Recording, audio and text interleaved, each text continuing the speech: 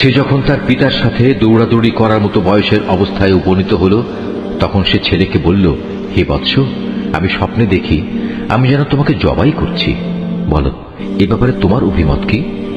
স্বপ্নের কথা শুনে সে বলল, হে আমার স্নেহ পরায়ণ আব্বা জান, আপনাকে যা আদেশ করা হয়েছে আপনি অবিলম্বে তা পালন করুন। ইনশাআল্লাহ আপনি আমাকে এ সময়ও ধৈর্যশীলদের মাঝে পাবেন। অতঃপর যখন তারা পিতা পুত্র দুজনেই আল্লাহ তাআলার ইচ্ছার সামনে আত্মসমর্পণ করল এবং সে তাকে জবাই করার উদ্দেশ্যে কাত করে শুইয়ে দিল, তখন আমি তাকে ডাক দিয়ে বললাম, হে ইব্রাহিম, তুমি আমার দেখানো স্বপ্ন সত্য প্রমাণ করেছ। আমি তোমাদের উভয়কে মর্যাদাবান করব। মূলত আমি এভাবেই সৎ কর্মশীল মানুষদের পুরস্কার দিয়ে থাকি। এটা ছিল তাদের উভয়ের জন্য একটা সুস্পষ্ট পরীক্ষা মাত্র। এ কারণেই আমি তার ছেলের পরিবর্তে আমার নিজের পক্ষ থেকে একটা বড় কোরবানির জন্তু সেখানে দান করলাম। অনাগত মানুষদের জন্য এই বিধান চালু রেখে তার স্মরণ আমি অব্যাহত রেখে দিলাম। শান্তি বর্ষিত হোক ইব্রাহিমের ওপর। আর এভাবেই আমি আমার নেক বান্দাদের পুরস্কার দিয়ে থাকি। অবশ্যই সে ছিল আমার মোমেন বান্দাদের একজন। কিছুদিন পর আমি তাকে এ মর্মে ইসহাকের জন্মের সুসংবাদ দান করলাম যে সে হবে নবী ও আমার নেক বান্দাদের একজন। আমি তার উপর ও তার সন্তান ইসহাকের উপর আমার অগণিত বরকত নাজিল করেছি। তাদের উভয়ের বংশধরদের মাঝে কিছু সৎ কর্মশীল মানুষ যেমন আছে, তেমনি আছে কিছু নাফরমান, যে নিজের উপর নিজে জুলুম করে স্পষ্ট অত্যাচারী হয়ে বসে আছে। আমি মুসা ও হারুনের উপর অনেক অনুগ্রহ করেছি। আমি তাদের দুজনকে ও তাদের জাতিকে বড় রকমের এক সংকট থেকে উদ্ধার করেছি। আমি ফিরআউনের মোকাবেলায় তাদের প্রভূত সাহায্য করেছি, ফলে এক পর্যায়ে তারা বিজয়ীও হয়েছে। আমি তাদের উভয়কে বিশদ গ্রন্থ তাওরাত দান করেছি। এর মাধ্যমে তাদের উভয়কে আমি দ্বীনের সহজ পথ বাতলে দিয়েছি। আমি অনাগত মানুষদের মাঝে তাদের উত্তম স্মরণ অব্যাহত রেখেছি। সালাম বর্ষিত হোক মুসা ও হারুনের উপর। অবশ্যই আমি নেককার লোকদের এভাবে পুরস্কার দিয়ে থাকি। মূলত এরা দুজনই ছিল আমার মোমেন বান্দাদের অন্তর্ভুক্ত। আমার বান্দা ইলিয়াসও ছিল রসুলদের একজন।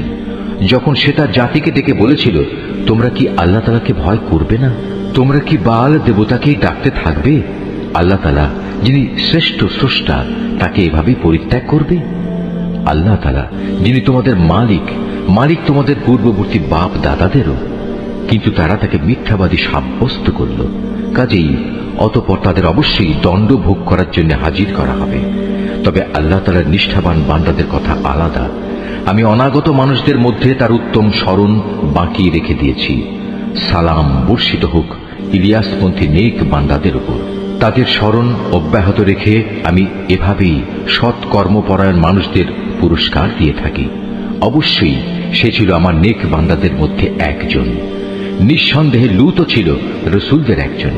যখন আমি তাকে এবং তার সকল পরিবার পরিজনকে একটি পাপী সম্প্রদায়ের উপর আগত আযাব থেকে উদ্ধার করেছি, একজন বৃদ্ধা মহিলা বাদে, কেননা সে ছিল পেছনে পড়ে থাকা ধ্বংসপ্রাপ্ত লোকদেরই অন্তর্ভুক্ত। অতঃপর অবশিষ্ট সবাইকে আমি বিনাশ করে দিয়েছি।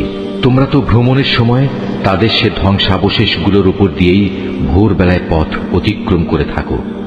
অতিক্রম করো প্রতি সন্ধ্যা ও রাতের বেলায়। তবু কি তোমরা এই ঘটনা থেকে কিছু শিক্ষা গ্রহণ করবে না? ইউনুসও ছিল রসুলদের একজন।